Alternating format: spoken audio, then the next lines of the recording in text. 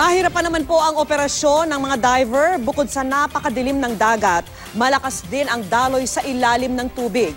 At nakatutok si Jiggy Manicad, exclusive.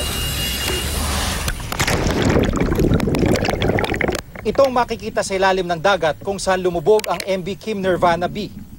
Bagamat nasa 18 feet lang ang lalim sa bahaging ito, napakadilim at halos wala nang maaninag ang mga diver.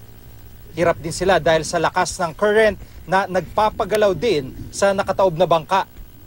At kung wala raw silang lubid na hinahawakan bilang guide, tatangayin din sila palayo mula sa area ng search operations. Dito sa ilalim sir nung napasok namin, malakas talaga yung hampas ng alon doon.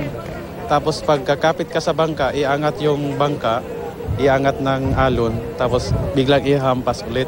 Tapos yung dagat nun, babakyum ka doon sa loob.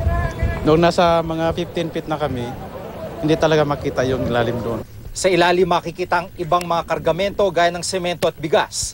Pero mga ito ang pinaka-ibabaw lamang na bahagi na tumabon sa ibang pasahero na ayon kay Dumalagan, karamihan ay mga bata. Sa tingin ko marami ito.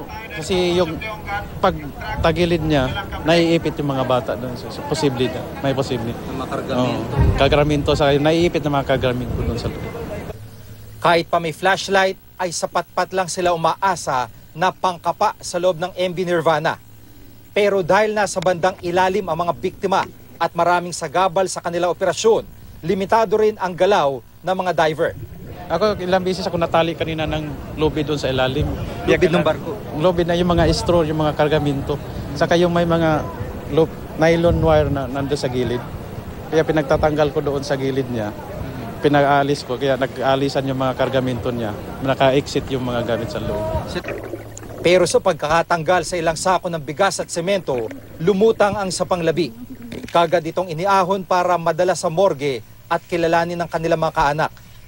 Ipinagpaliban muna ang paghanap ng mga diver dahil ang prioridad ay maitihaya ng bangka gamit ang isang malaking crane.